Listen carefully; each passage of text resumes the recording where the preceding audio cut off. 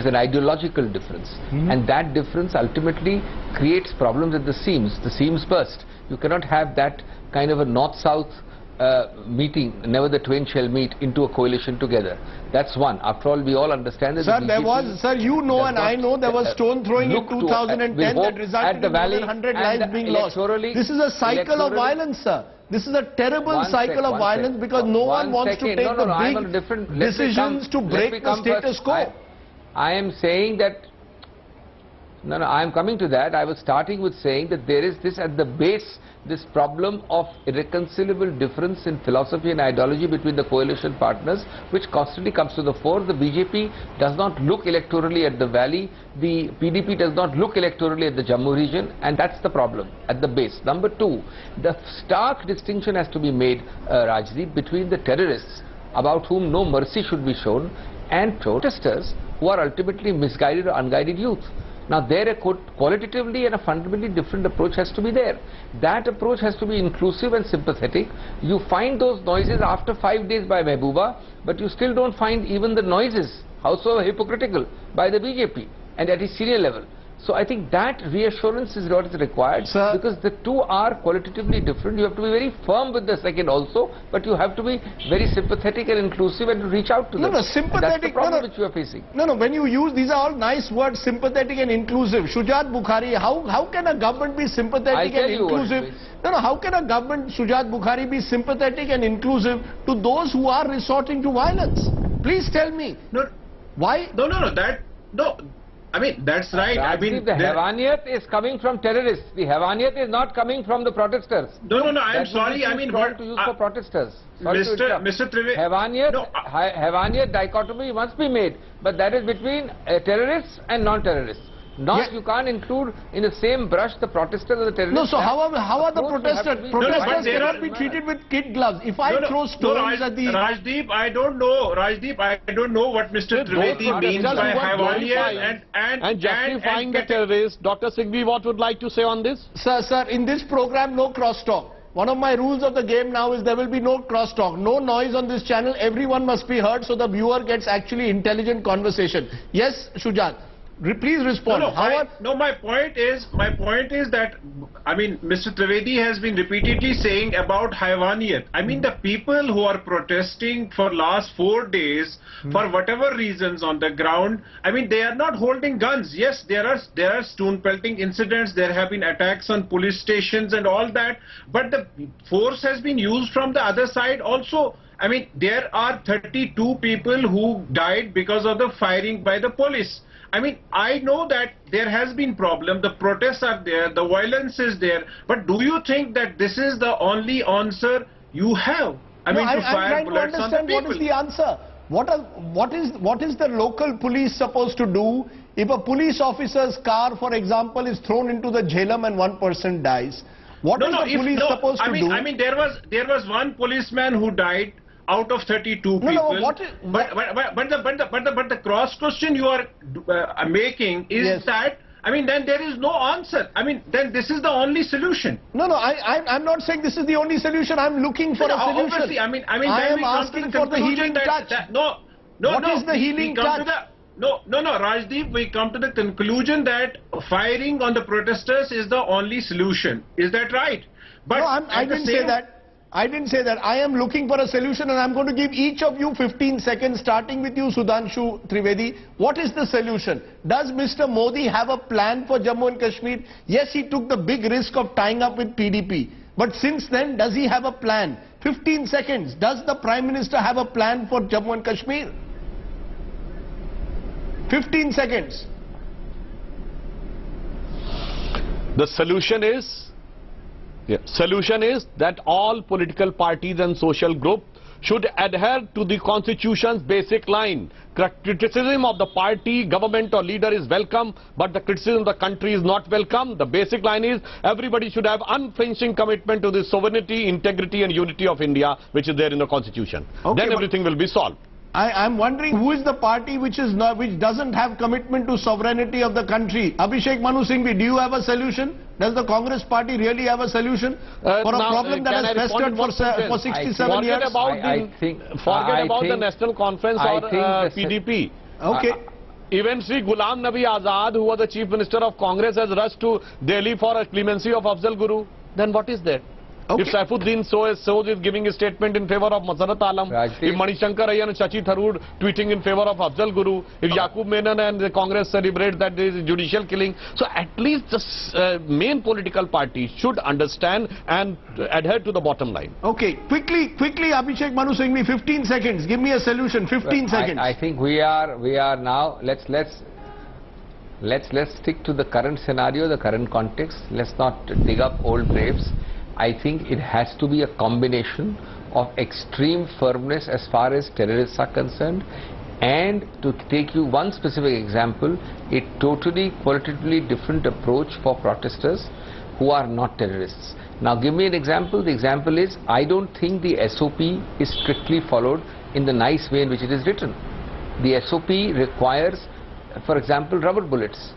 Now rubber bullets used extensively even in a very heated situation would probably cause no deaths or limit to 1 or 2 deaths. I think at a relatively early stage sometimes, and I'm not blaming, I'm not saying anybody is intending to kill, but in that whole scenario, that kind of a approach has to be changed and sanitized. Can I ask that? Equally, in these stone pelters, there are some who are malafide, mischievous elements. We must control them and crush them with a heavy hand. Shujat Bukhari, that's the point, and my final point. In these stone pelters, there are also mischief mongers. Not every stone pelter out there is purely an innocent, misled youth. Can the police, can the army in a situation like this make the difference? They are in a live crisis situation. Hello? Shujat, can you hear me? Yeah. How can the army or the police make that distinction? There are mischief mongers, there are people from across the border who obviously are inciting violence. What do you then do? No, Rajdeep, I don't think that is completely correct in that sense. I mean, every time there's a crisis, you have Pakistan to say that you have Pakistan, and Pakistan comes in the picture. But tell me, 2 lakh people were at the funeral procession. What was the reason behind that? You have to look at the reason. That's number one. Number two, there is no constitutional crisis at the moment. The only crisis is that people are getting killed. There has to be a break on the violence, and state government as well as government of India should put their heads together and do something so that the cycle of violence we can break, so that there is some kind of respite from the situation. The priority has to be to save the people from getting killed. Priority has to be to stop the deaths, the cycle of deaths. How will the bloodletting be stopped? I appreciate my guest joining us. It's an extremely difficult challenge for anyone, not just for Prime Minister Modi and also Chief Minister Mehbooba Mufti. Other leaders have tried in the past and not always succeeded. That is the problem with Jammu and Kashmir. You've allowed a situation to fester for almost 7 decades, and today you are running out of options and answers. Thank you very much to my guests for joining me. But amidst the violence and the bloodbath, I want to bring you today a heartwarming story. I sometimes find on social media this constant attempt to divide Hindus and Muslims, particularly in the valley. I saw today, for example, Anupam Kher, the actor, putting up shocking pictures of Kashmiri Pandits who were killed in the violence 20 years ago, and then asking where were the pseudo-liberals, as he calls them, there. And then you have the other side, which is targeting Hindus and saying that Kashmir must get its azadi. But I want to get away from Hindus and Muslims, and so I believe to ordinary people. I want to bring you a story today of a Muslim couple who fought all odds and hardships to help their Kashmiri Pandit friends who lived across the Jhelum River. They breached the curfew, walked several miles to provide food to their friends. I would like Anupam Kher and indeed extremists of any viewpoint, Hindus or Muslims, to start watching stories like this, how humanity can prevail in times of adversity.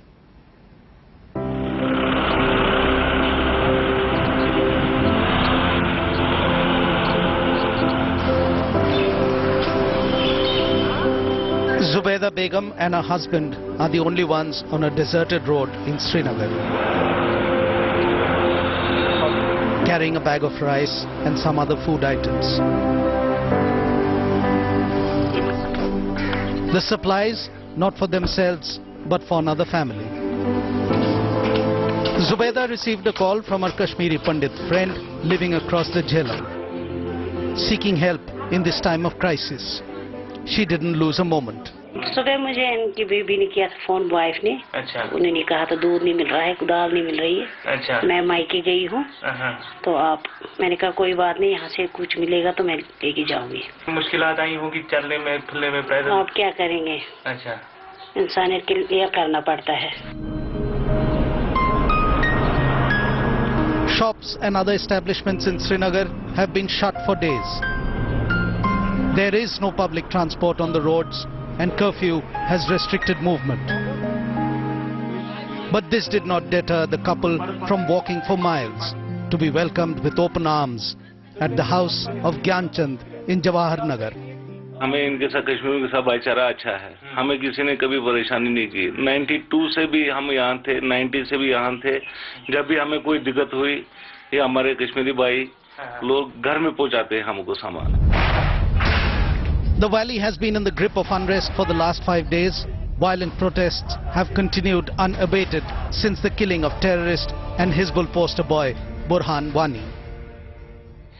Here is an example that we found out today, which clearly, explains the brotherhood and harmony that people have among themselves. A Kashmiri Pandit family here in Rajbagh had the need of food and other items, and one of their friends walked from a faraway distance carrying rice and has finally managed to reach her, giving them these supplies so that they can take it forward from there. A perfect example of how humanity lives in this entire situation of trouble.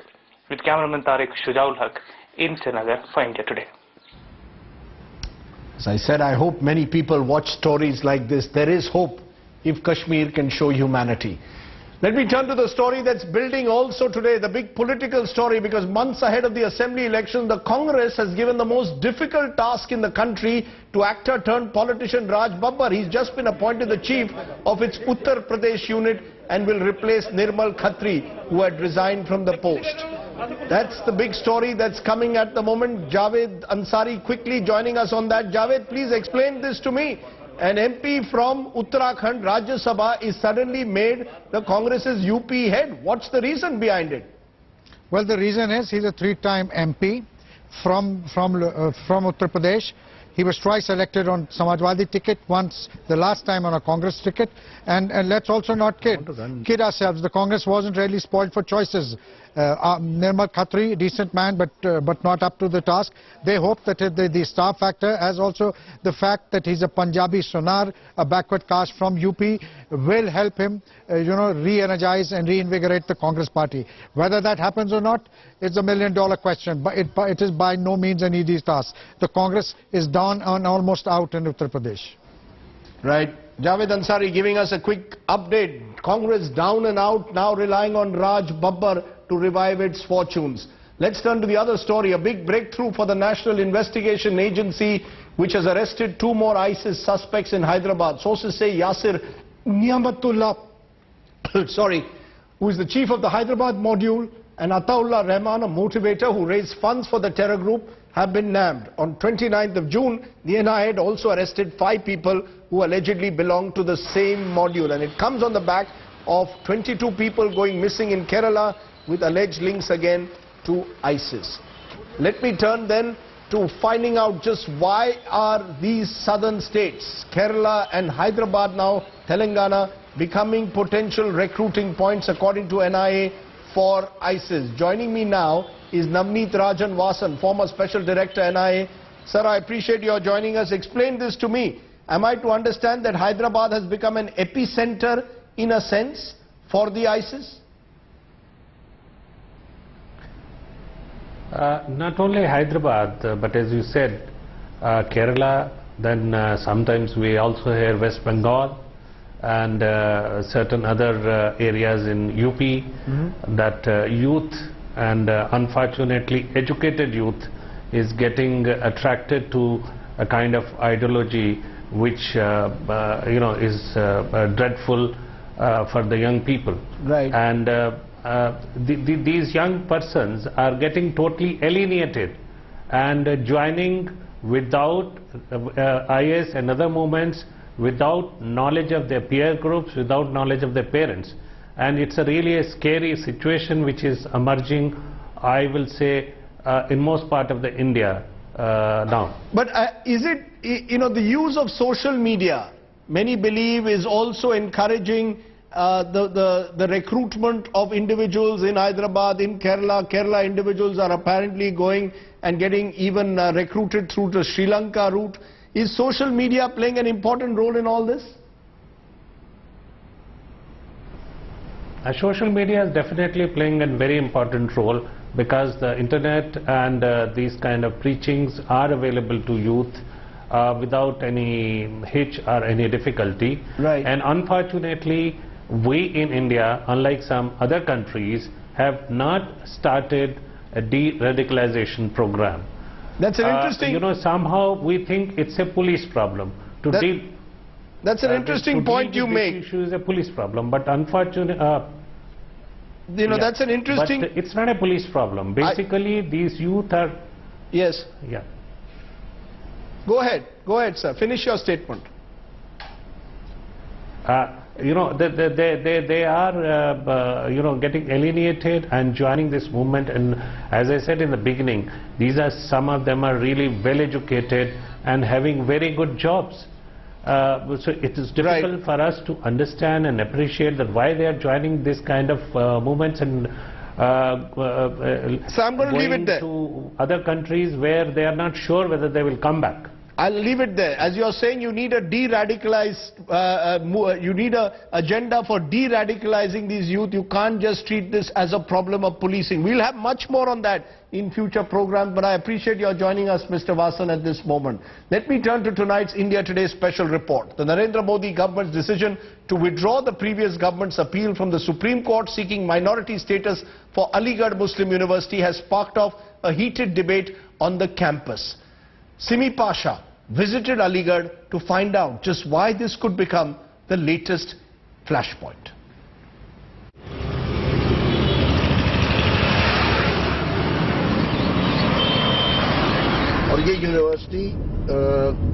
A drive through Aligarh Muslim University brings you face to face with regal structures which are in the eye of a storm. AMU has been granted 4 weeks' time by the Supreme Court to respond to the government's affidavit withdrawing the previous government's appeal seeking a minority tax for the university. Stakeholders feel there is no other way of describing AMU other than a minority institute. Article 29 recognized three types of minorities: religious minority, linguistic minorities and cultural minorities. And Article 30 has given the power to the minority to establish their educational institution. They have the right not only to establish but to administer also. As he sits under the shadow of the founder of AMU, Iqbal Ali Khan, an alumnus of the university, says misconceptions about the admission policy have led to the minority issue being blown out of proportion. Not even 1% reservation is for Muslims. Seats are available for internal and externals. Internal students are those students who have taken their education, high school and inter from this university. Then 50% seats are reserved for internal students and 50% are open for all. Faculty members even dismissed the Aziz Basha judgment of 1967, where the Supreme Court had observed that AMU was set up by an act of parliament and was therefore a central university, not a minority institution. It is in the interest of the justice that nobody should be condemned unheard. But in this case, in Aziz Basha, the Supreme Court has not issued any notice to the Aligarh Muslim University, and Aligarh Muslim University was not afforded any reasonable opportunity to defend its case. Sitting inside Maulana Azad Library, Fatima, who is pursuing a postdoc in psychology, feels issues related to AMU are blown out of proportion, like the story about AMU barring the entry of women into its central library. मुझे बिल्कुल भी ऐसा नहीं लगता है कि हम लोगों के साथ कोई डिस्क्रिमिनेशन किया जाता हो. इवन गर्ल्स के लिए अलग सेक्शन भी बनाया गया, लेकिन ये हम लोग के ऊपर डिपेंड करता है कि हम कहाँ बैठना चाहते हैं. तो मीडिया का पूरा फोकस यहीं रहता है. उनको लगता है कि छोटी सी अगर कोई बात है, छोटी सी अगर बात है, तो वो उसको बहुत बड़ा चढ़ा के नेगेटिव बना देते हैं. Students and former students who are more politically active have a clear take on the situation. इसको लेकर के एक पोलराइजेशन का इशू क्रिएट करना चाहती है भारतीय जनता पार्टी। और दूसरी सबसे बड़ी बात यह है कि अलीगढ़ मुस्लिम यूनिवर्सिटी बिल्कुल नया ताजा मुद्दा है। बाबरी मस्जिद पुराना हो चुका, कब तक मंदिर मंदिर रोएंगे? As the debate around Aligarh Muslim University's minority status takes center stage in Delhi, the university administration is getting ready to take the NDA government head-on in court. The majority view on campus is that the issue is being raked up by the Modi government with an eye on UP elections, with AMU becoming the government's next target after Hyderabad University and JNU. With Yogendra Singh in Aligarh, Simi Pasha for India Today. Aligarh University, a potential flashpoint yet again. Coming up next is our Only in India story. We'll bring you a smile on the face because Harish Rawat, new Uttarakhand Chief Minister, has done what only an Indian Chief Minister would do. He has removed the statue of the police horse Shaktiman. We'll tell you why when we return. You are watching India Today.